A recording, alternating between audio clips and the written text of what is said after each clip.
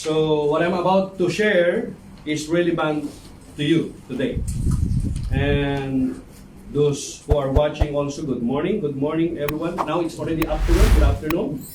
A very warm welcome to all here, present here, and even those who are watching.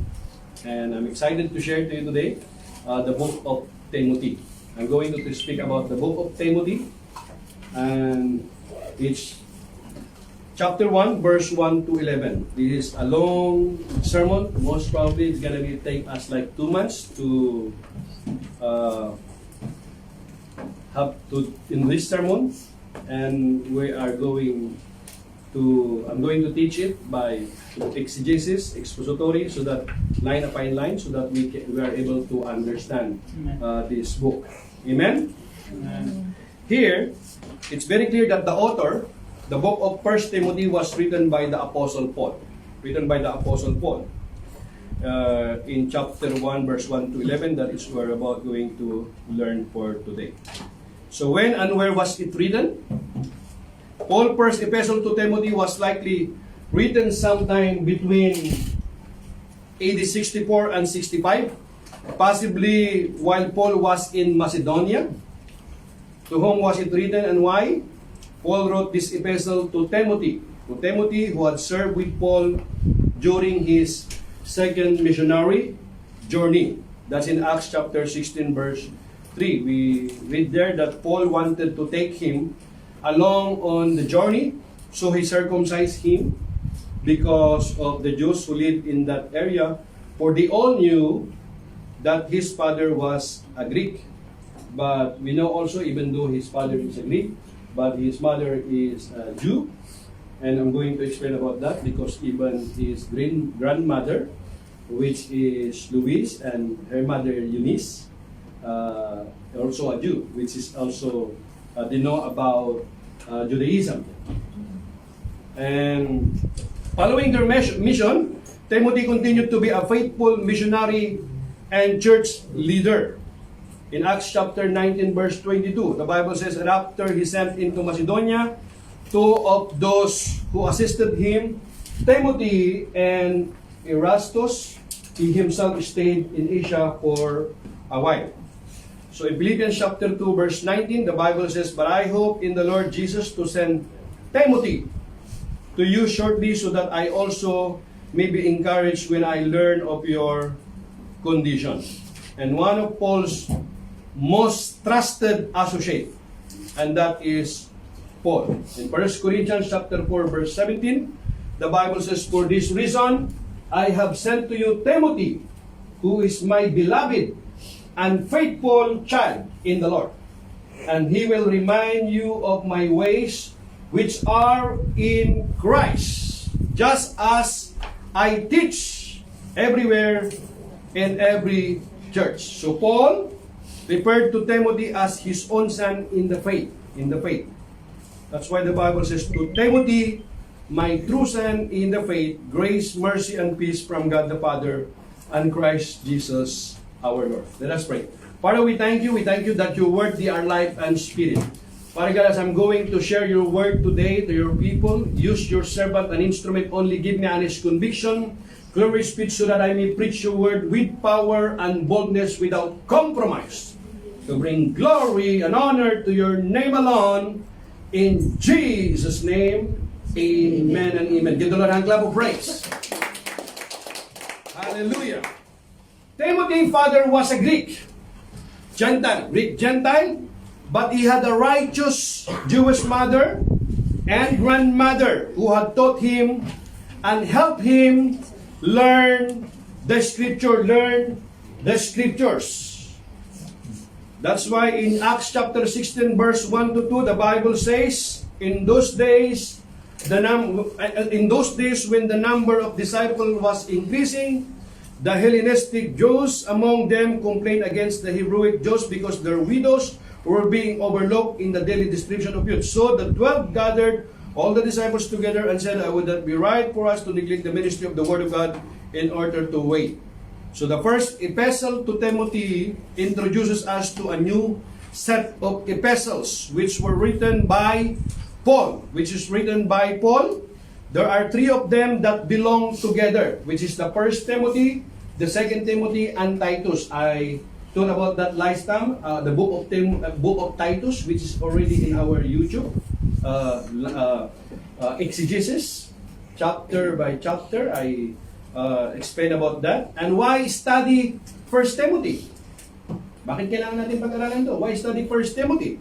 When you know your time is short, what do you tell those who you lead? When Paul wrote this to Timothy, Timothy knows that his time is short. Malapit na kasi siya ritong mamatay. You know? Kaya, yung young prodigy na disciple niya na si Timothy, nagsulat na siya sa kanya.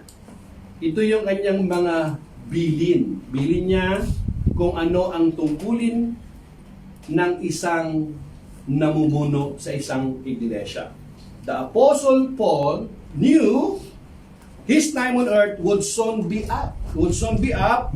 So he wrote to his young prodigy Timothy about how to continue on without him, about how to grow a healthy and strong local assembly of believer organized for a common purpose.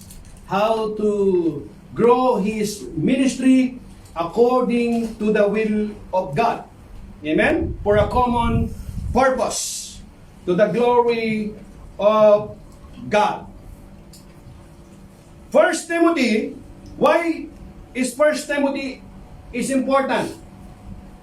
First Timothy presents the most explicit and complete instruction for church leadership and organization in the entire Bible. This includes section on appropriate conduct in worship gathering, qualifications of elders and deacons, proper order of church discipline, and those are some of the components. Kailangan may order sa isang church. Sino yung dapat namumuno? Sino yung dapat tumatayo, nangangaral? Ano? Mayroong order. That is the will of God. Yan ang kalooban ng Diyos sa atin. That's, the Bible is very clear that let all things be done decently in order. Amen. One of my favorite verse. Let all things be done decently in order. Kasi kung walang order, may disorder. Right? Amen? So Paul advised Timothy on these practical matters in a way that would have helped the young pastor to emphasize the purity that should characterize Christian leaders and the gatherings they oversee. The Bible says in 1 Timothy chapter 1, verse 1. The Bible says, Paul, an apostle of Christ Jesus. 1 Timothy chapter 1, verse 1 to 11. I'm using NASB.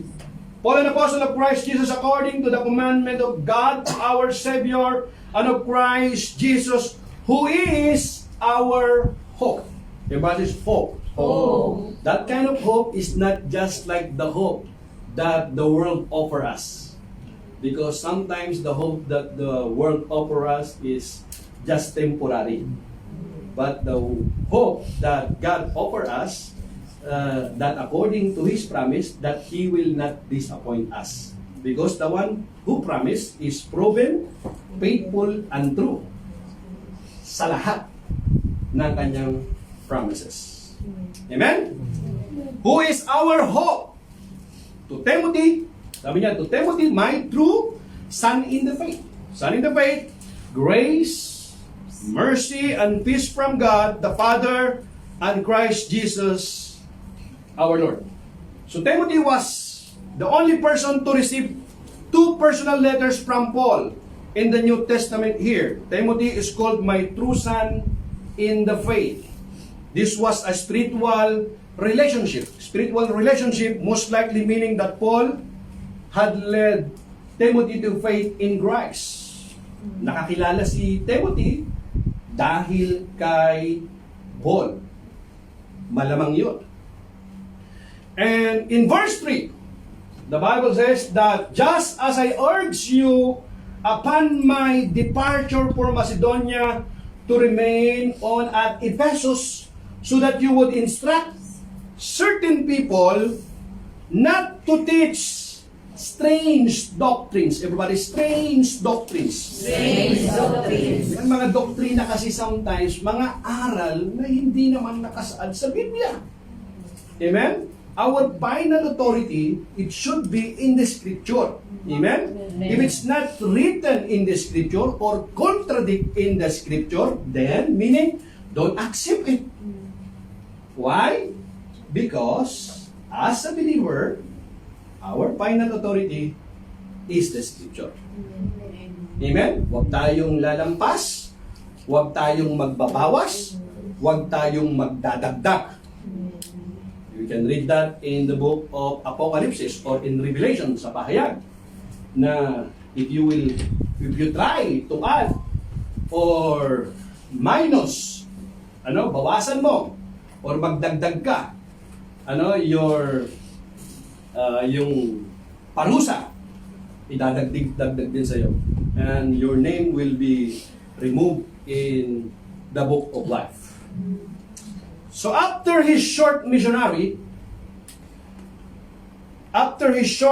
introductory remarks to Timothy, Paul reminded his son in the faith, Timothy, of some earlier advice he gave on carrying out his pastoral duties in Ephesus and the importance of addressing any strange doctrines that have been brought into the congregation.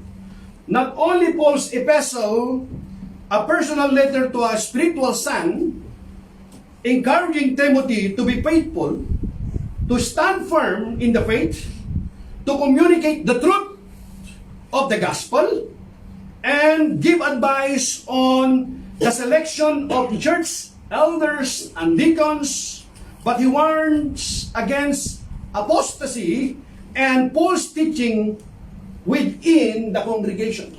False teaching within the congregation. Why? Because there are some attendees in the church who infiltrate other doctrines, other teachings that is not the teachings of the disciples. It's not the gospel at all, but it's a counterfeit gospel. That's why Paul is reminding Timothy, giving advice Timothy to be vigilant, be discerning, because there are some strange doctrine going on around their congregations, their church. Throughout his ministry, one of the greatest concerns of the Apostle Paul was those who deliberately infiltrated Christians' community from outside or within the congregation. Such men would draw others away from the pure gospel of grace which Paul himself had received by direct revelation from the Lord Jesus.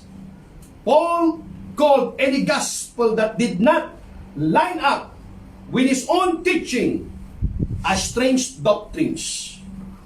Strange doctrine, often it was teachers of the law or Jewish converts who were the culprits because they insisted on integrating legalistic practices and Old Testament teachings into the New Testament gospel of grace. They are mixing in it. But you cannot mix it, because if you mix it, the Old Testament and the New Testament, then it's not a gospel of grace. Papaliwanag ko po sa inyo yan. Verse 4, the Bible says that nor to pay attention amidst an endless genealogies which give rise to useless speculation rather than advance the plan of God which is by faith. So I urge you now. So two serious problems with the false teachers in Ephesus are myths and genealogies. So in this context, myths are tradition not found in the scriptures, which add to or contradict biblical teaching. Contradict biblical teaching, meaning hindi naman siya nakasaad sa aral ng salita ng Diyos, dinadagdag lamang nila sa pag-aakala na ito ay nagdadagdag sa kabanalan. Pero ang totoo, that is not the gospel, the pure gospel. So, however, not all tradition are bad. Meron namang magaganda. If does not contradict the Word of God, then why not? Mabuti yun. Right? But if it's contradict to the Word of God, then don't accept it. Don't even believe it. Kasi, hindi gospel. Amen? So not all traditions are bad, but those which conflict with God's Word certainly are. Discussing this myth is one thing, but far worse is to be devoted to them. The idea of genealogies connects with parasitical tradition. The word parasitical mula yan sa mga Pharisees, na mga they are dogmatic and legalistic. Jewish religious leaders prided themselves on having a family heritage connected to Abraham or some other important Jewish forefather. Genealogies are important in Scripture, but are not part of making a person more holy in the eyes of God. Not because your genealogy is from Abraham or you are in the tribe of Judah, in the tribe of the Lord Jesus Christ, does not make you unholy. Because what Paul is saying sa Panginoong Hesus, we are one in Christ through the Lord Jesus Christ. Amen? But they are saying no. We are from the holy city. We are on the tribe of Judah. Our forefather is Abraham. So, they are so prideful. Okay? Genealogies are important in Scripture, but are not part of making a person more holy in the eyes of God. Hindi ka nagiging banal dahil malapit ka sa priest, anak mo, kapatid mo, ang pastors, ministers, does not make you holy. Because what Paul is saying, our relationship to the Lord is personal. That's why you cannot make a person Christian. Amen. You will name here Mary, Martha, Michael, John, June, and does not make him a Christian. Are you with me? Amen. Christian means you have a personal relationship with Christ. Amen. You encounter Christ sa iyong buhay. In Christ, Jews and Gentiles who believe became one family based on the work of Jesus rather than the works of the law. Jews and Gentiles, listen to this, we are all one in Christ. Amen. Amen? Amen. We are all one in Christ Jesus. Hindi ka man taga Jerusalem, taga saan ka man, ano man ang lahi mo, pagdating kay Christ, we are all one. It's either you are from Africa, European, Asian, Middle Eastern, ano ang lahi mo? We are all one in Christ Jesus. Jesus is for everyone. Amen. Amen? Amen. Ito na ang cup of rice. Jesus belongs to the world. Amen. Amen? Not only for the Filipinos, or American, or European, or Europeans. Jesus belongs to the world. 1 Timothy chapter 1 verse 5, the Bible says, but the goal of our instruction is love, from a pure heart, from a good conscience, and from a sincere faith. Everybody, sincere faith. Sincere faith. See? Sincere faith. Ano daw yung goal? What is our goal of our instruction is love. Love from a pure heart. Hindi pagkukunyari. Amen? But pure heart from a good conscience and from a sincere faith. Sincere ka sa iyong pananampalataya. You do not compromise your faith. Sin is a sin. You don't try to justify. Amen? If you are sincere sa iyong faith mo, kung ang sabi ng Scripture ay mali, kasalanan, then don't try to justify. Amen? The goal of a Christian life is not hate or controversy, but a particular kind of love from the Greek word agape, which means unconditional love. Amen? This specifically means selfless, sacrificial, sincere love. The motivation behind Paul's instruction to Timothy is love. Our faith, ang motivation natin ay pag-ibig, love, not sword. Amen? We do not force someone to convert to Christianity. We share love. If you will not accept Christ, I will cut your neck. It's not like that. We share the gospel, the good news. And if they will accept it, praise the Lord. If they will not accept it, it's up to them. If they like to swim in hell, it's up to them. Kung gusto nilang maglangoy sa apoy ng impyerno, nasa kanila yun. Pero sincere yung ating with love and respect. Kailangan maging passionate tayo sa pag-share ng Word of God, ng gospel, ng good news. Pero hindi ito sa pilitan. Kasi ang pagtanggap sa Panginoon is knocking the door of our heart. Jesus said ang panya niya, "Here I am! I stand at the door and knock. If anyone hears my voice and open the doors, I will come in and eat with that person and they with me. Nakatayo ako sa labas ng iyong pintuan, kumakatok ng puso mo. Kung diringgin nino man ang aking tinig at bubuksan ang pintuan, ako'y papasok sa kanyang tahanan at magkasalo kaming kakain, whoever you are, whatever your past is, come as you are, tatanggapin ka ng Panginoon. Kung ikaw ay lalapit sa Kanya ng may pusong nagsisisi. Amen? Amen. There will come a time someday somehow when you come to Christ and say, "Yes, Lord, I am ready to surrender my life to you." Amen? Are you ready? Amen. Ito na ang clap of praise.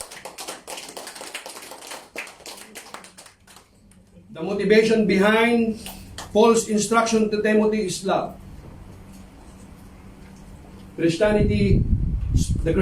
Nag-spread ang Christianity is not by force, but by love.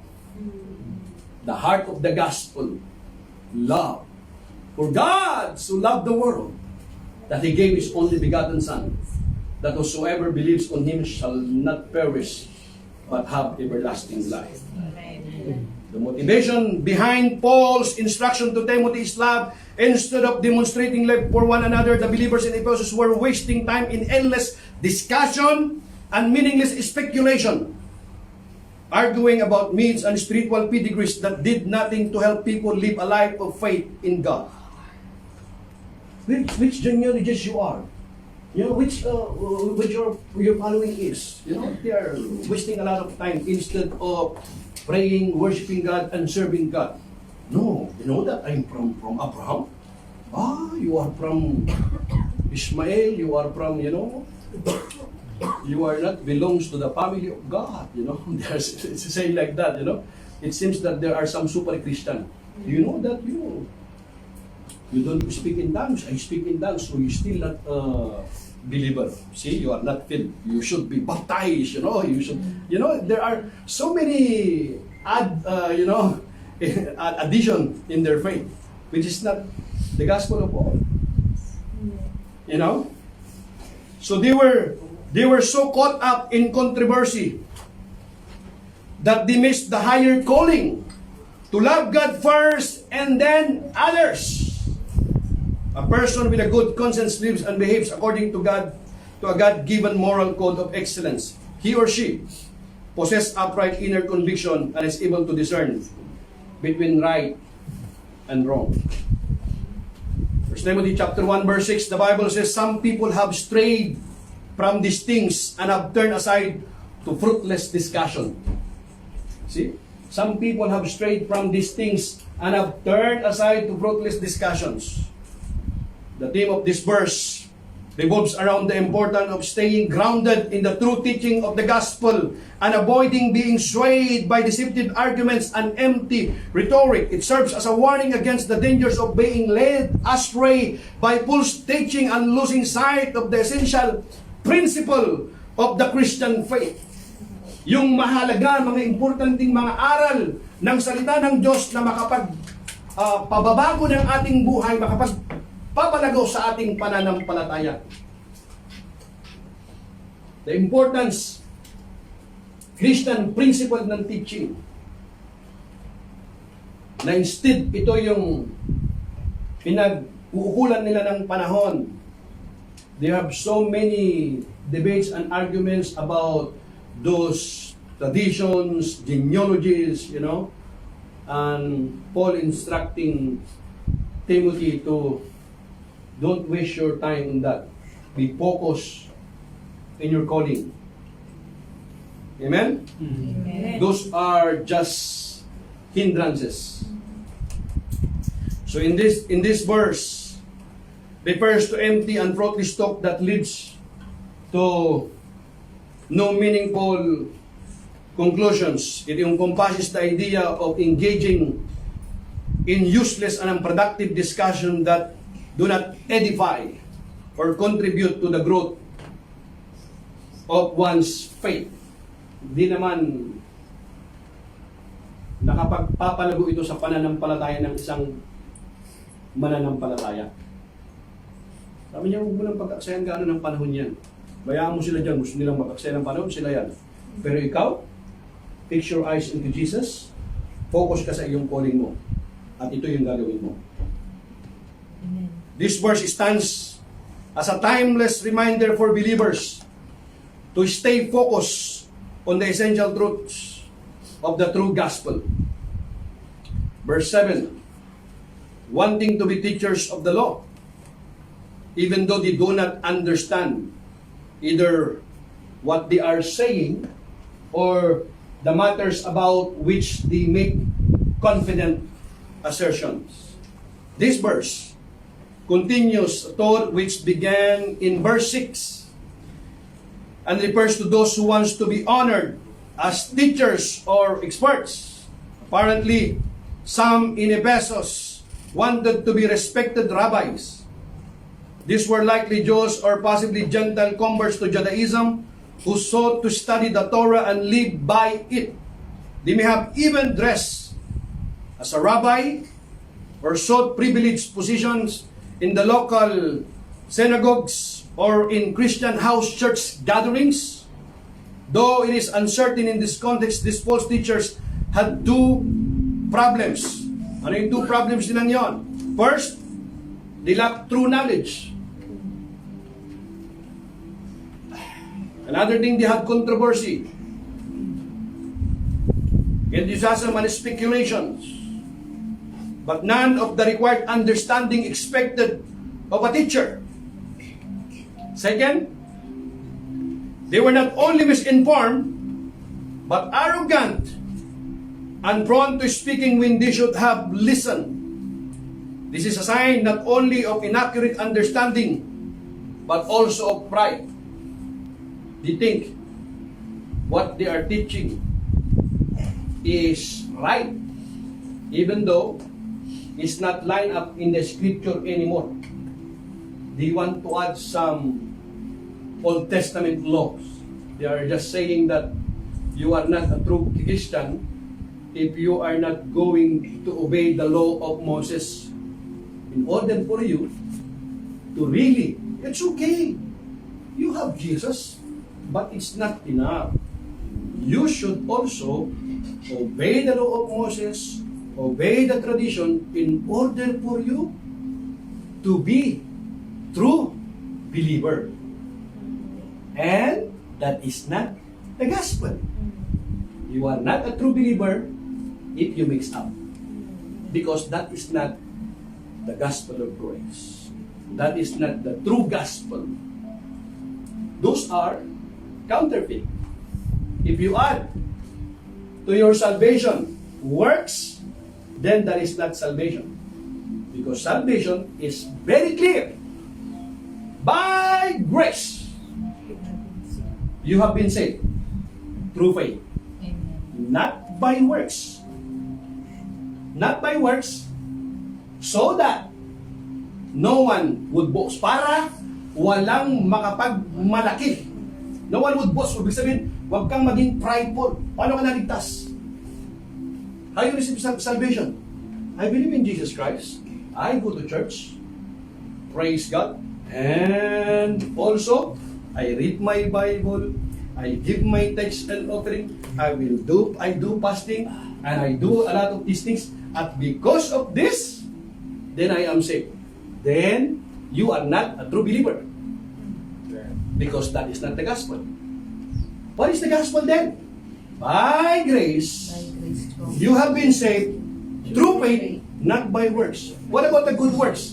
Praise God. Good work is the manifestation of the Holy Spirit.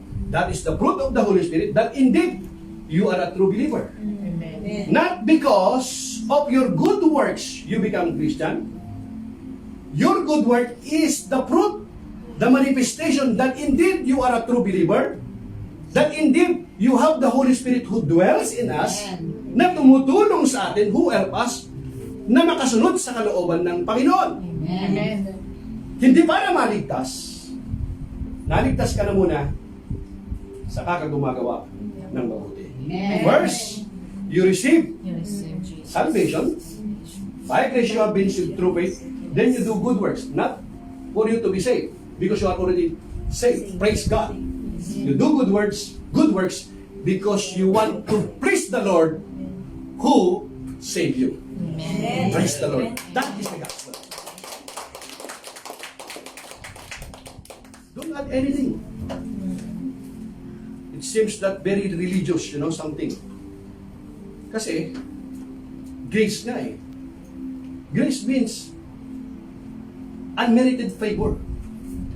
Hindi ka karapat-dapat. Free nga eh, free gift. You are not supposed to receive it, but because the grace of God, the love of God, you come to know the Lord Jesus Christ, because, listen to this, even your faith is by grace. Amen. And if the Holy Spirit did not convict you, then you do not repent. The conviction of the Holy Spirit ang nagtulak sa iyo para magsisi ka.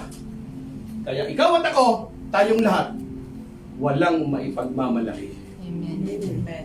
Hallelujah? Amen. Maliwanag na? Yes. It's clear? Yes. Say to your neighbor, is it clear now?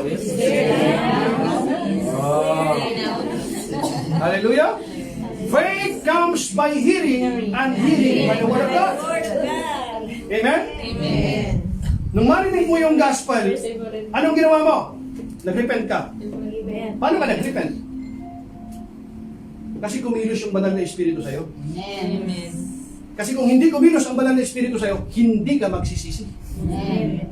Amen? Amen. Paano ka ngayon nanampalataya sa Panginoon? Narinig mo yung kabutihan. You hear the gospel. You hear the good news. That indeed you cannot save yourself. Yes.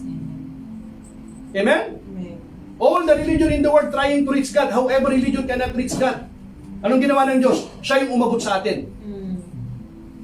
Amen? Amen. And then, anong ginawa? You come to repentance. Indeed, that you cannot save yourself. Only by the grace of God. Only the finished work of the Lord. Of the cross of Calvary. The finished work ng Panginoon sa cross ng Kalbaryo.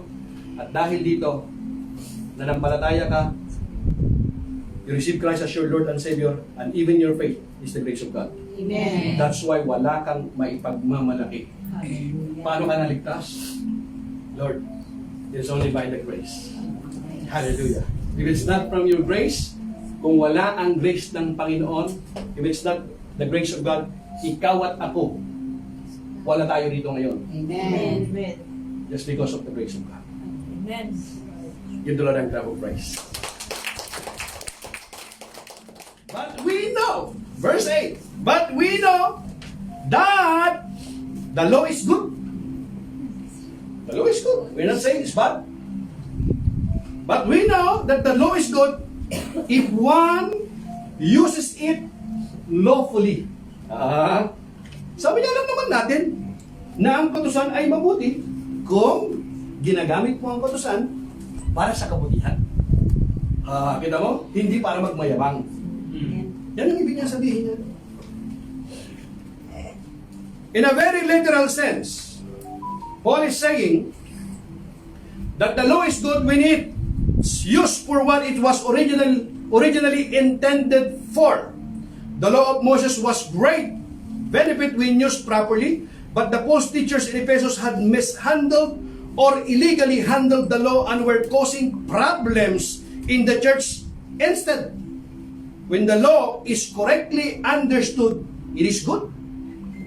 For it brings lost sinner to salvation in Christ. Means, yung law, when you use it good, when you interpret it good, you understand it good, what happened to the people? They will come to the saving knowledge of the Lord Jesus Christ. Makita nila yung kasalanan nila at yung kabanalan ng law. Why? Because the law is good. But the problem, mga kapatid, hindi ka maliligtas sa law. You cannot be saved by law because very clear in the scripture, whoever keeps the whole law, yet stumble at just one point, he is guilty of breaking them all. James chapter 2 verse 10. Ang tumutupad sa buong kautusan, lumabag sa isa, lumabag sa lahat. Kasi the demand of the law, if you want to obey the law, if you want to be saved through the law, you have to obey it perfectly, consistently. Lahat ng pagkakataon. Because if you follow the Ten Commandments, in fact, it's not only Ten Commandments, there are hundreds of it.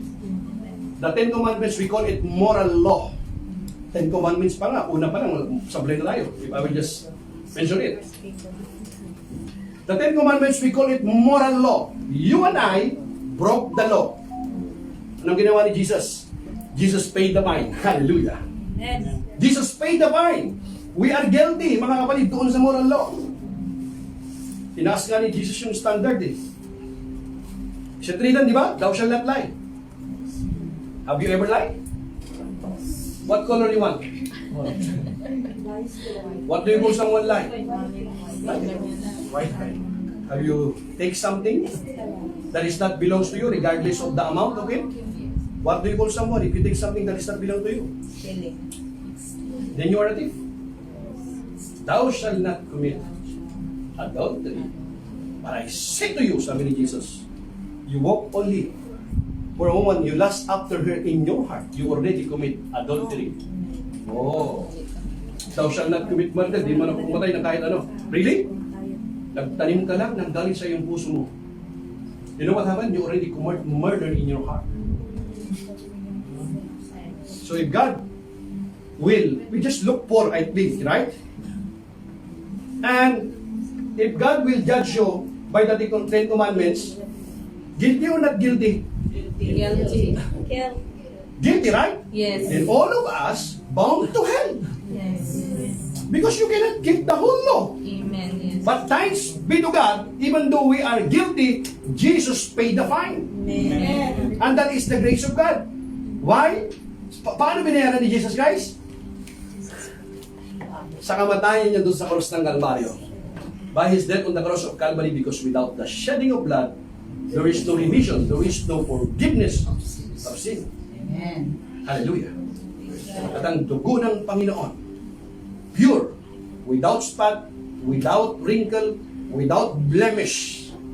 At ang tanging makapagliligtas lang sa makasalanang tao sa buong mundo ay Diyos lamang. Amen. Di kayang iligtas hindi mo kayang ligtas ang iyong sarili, hindi ng kahit sinong propeta, hindi kahit sino mang anghel, hindi kahit sino mang apostoles.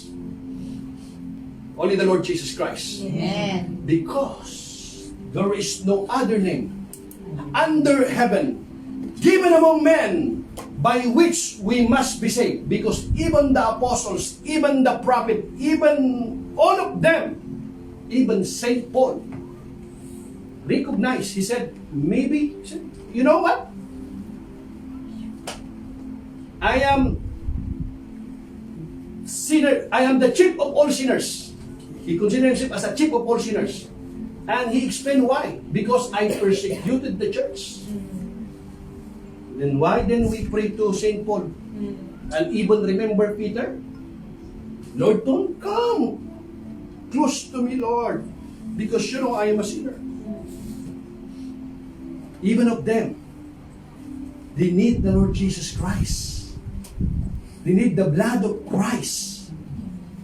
Because only the blood of Christ will be accepted. Ang tanging tatanggapin lang ang dugo ng Panginoong Hesus. Kasi pure. At ang Diyos lamang ang makakapagligtas. That's why Jesus is not only human, but Jesus is also fully God. Because if Jesus is only human, sinong tao ang makapagliligtas ng lahat ng kasalanan ng tao if Jesus is only human? How can then Jesus is able to save us all if Jesus is only human? That's why Jesus is not only a prophet or good teacher, He is more than a man. Because He is not just a man. He is also God incarnate. No one comes to the Father, Jesus said, except by me. That's why there is no other way. Jesus said, I am the way. That's why there is no other truth. Jesus said, I am the truth. That's why there is no other life where we can find eternal life. Because Jesus said, I am the life. No one comes to the Father except through me. That's why when you pray, no, when I pray, I go straight to the Father. Really? How can you go straight to the Father? Tell me, you have any access? Maybe you are holy enough. That is pride. You cannot come to the Father without Jesus Christ. Amen. We are not righteous enough. But my faith in Christ makes me righteous. Not because I go to church, not because I read my Bible, but because the finished work of Christ and because I believe that He died on the cross for me, for my sins. Then my faith in Christ makes me holy. Amen. Hallelujah. Give the Lord. Hallelujah. Oh, I like to share some, last night, I was in Ponsu. I was, stopped by someone who evangelized us, and Brother Richard is there. In the beginning, there are only two. And then I respectfully waited and listened to they shared their faith. I respectfully listened. After listening, I said, I listen, would you listen also too? And then after, the other guy is, I think, he wants to be rescued. So his colleague called in the phone, then they became poor. They introduced him, my name is like this.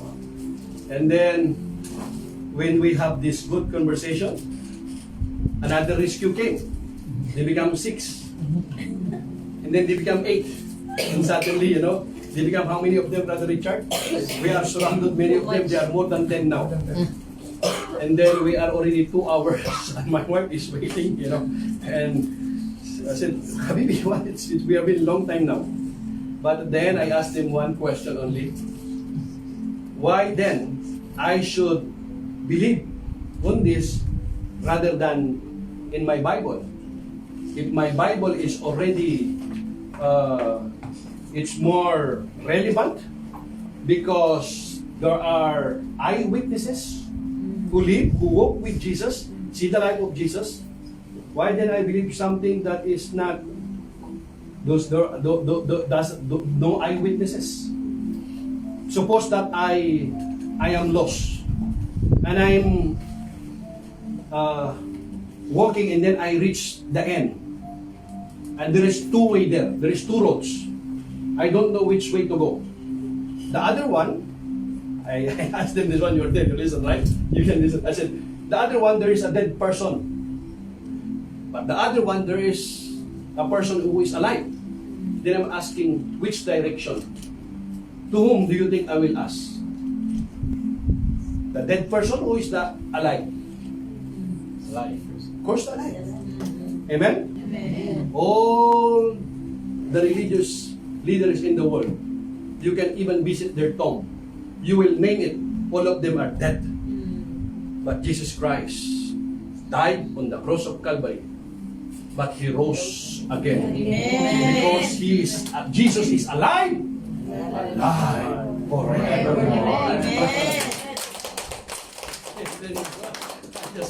Okay, thank you. Thank you, and then I have to go. And then we separated our ways. Thanks God that we are able to share our faith, and praise God. God is faithful. So when the law is correctly understood, it is good, for it brings lost sinners to salvation in Christ. But when it is misapplied, misappropriated, and misunderstood, it is being used unlawfully, causing sinners to strive to do good works in their own strength by attempting to keep righteous requirements of the law in the hope that God will forgive them because of their good works and meritorious acts. But this is not what Scriptures teaches. It promotes a false sense of security by encouraging an attitude of self-righteousness. It fosters the mindset of a proud Pharisee. I am so good because I didn't do that, but I did do this. And God will please with my efforts and award me a place in heaven. And because of that, God is pleased with me. Then that is not the gospel. It's the honey-coated lie around the sharp sting of sin. But this can never be. For salvation comes through faith in Christ Jesus, the one and only sacrifice for sin, the one and only mediator between God and man. There is only one mediator, and that is our Lord Jesus Christ. That's why even Mary, the mother of Jesus, if you read the book of Luke chapter 1 verse 46, he's rejoicing. He said, my heart, my spirit is rejoicing. The Lord, my God, my Savior. You see that? You cannot be saved by your own good works. Nobody can save you. No one. Only Jesus Christ. Amen. Verse 9 says, realizing the fact that the law is not made for a righteous person, but for those who are lawless and rebellious, for the ungodly and sinners, for the unholy and worldly, for those who kill their fathers or mothers, for murderers. This verse continues to clarify what Paul means. The law, in truth, is meant to show what man is his sinfulness. Those who don't think they are sinners should check themselves against the law. Those who know they are sinners need Christ, not legalism. Paul's reference to the law here may refer specifically to when God gave Moses the Ten Commandments on Mount Sinai. In fact, Paul's list of sins given here and in verse 10 mirror the pattern of the Ten Commandments. In verse 10, the Bible says, for the sexually immoral, homosexual, slave traders, liars, perjurers, and whatever else is contrary to sound teaching. The prior verse began referring to those who break the law, using the Ten Commandments as a framework. In this verse, Paul refers to two different kinds of sexual sin. Aligned with the commandments, you shall not commit adultery. The law was and always has been intended for unsaved, rebellious, lawless people. The law was given to the ungodly, the sinner, the unholy man, and the profane person. The law was designed for those who are clueless and rebellious, for the ungodly sinners, and for the unholy, unworldly, for those who kill the fathers or mothers, for murderers, for the sexually immoral, homosexuals, slave traders, liars, perjurers, and whatever else is contrary to sound teaching. The Bible is and must always remain the single plumb line for truth. The Scriptures contain the glorious gospel of our blessed God and Savior, with which Paul was entrusted and which we have come to acknowledge as the truth. It sets our God's unchangeable standard and was given to show man that he is a sinner in need of salvation. Amen? You and I, kailangan natin ng tagapagligtas.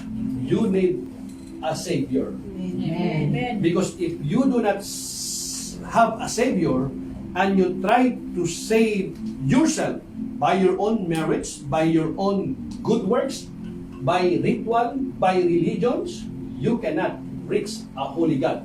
You are guilty. For all have sinned and fall short the glory of God. It is by the grace of God. Amen. Hallelujah. Only Jesus Christ ang makapagliligtas sa atin. Verse 11, last verse. According to the glorious gospel of the blessed God with which I have been entrusted. This verse clearly defines Paul's stance on what constitutes correct teachings. Correct teaching. The sound doctrine mentioned in verse 10 is that which agrees with the gospel Paul has been preaching. The word gospel simply means good news. The good news was the resurrection of Jesus Christ and the salvation He made possible through His sacrifice. Paul called it the gospel of the glory of the blessed God. Paul had been entrusted with this gospel. He would entrust Timothy with it as well. To entrust the gospel to someone was a serious commitment. Serious commitment. That's why don't take for granted, because it requires sacrifice, perseverance, and commitment. That's why you should be faithful, available, and teachable. Amen. Amen? Amen. Hallelujah? Amen. To entrust the gospel to someone was a serious commitment. One, Paul expected Timothy to follow and pass on to others he lived in Ephesus. The Bible gives us reason to believe that Timothy was successful in living out this commission. When the Apostle John penned the book of Revelation 30 years later, Christ's message to the church at Ephesus praised their ability to stand against Paul's teaching. That's why in Revelation chapter 2 verse 2 to 3, the Bible says, I know your deeds. Remember, ito yung pinastoran niya, the church. I know your deeds, your hard work, and your perseverance. I know that you cannot tolerate wicked people, that you have tested those who claim to be apostles, but are not, and have found them false. You have persevered and have endured hardship for my name, and have not grown weary. So here, very clear, the Bible gives us reasons to believe that Timothy was successful in living out this commission because he persevered. He did not compromise his faith. Realizing the increasing amount of Paul's teachings that were already infiltrating the early church during the times of Paul helps us understand the serious nature of the many strains, creeds, and teachings that taint the true gospel message today. My brothers and sisters, may we seek to be vigilant in prayer. We have to be discerning. Pray courageously, stand firm in the faith. Be obedient to God's call on our life. Equip ourselves with the knowledge of the truth and live a life that honors our Father in heaven for the glory of God. Amen? Amen. Give the Lord a clap of praise. Would you raise your hand to receive the blessings of the Lord? Now to the King of Kings and Lord of Lords, mighty God, everlasting Father and Prince of Peace, because you put God first place in your life. and you continue to live a life worthy of the calling and obedient to His word. Now I bless you in the name of the Father, of the Son, of the Holy Spirit. Go in peace and praise the Lord. Amen. Ito na lang, praise. We'll see you again, brethren, Lord willing, next Friday. We love you and we're praying for you. God bless.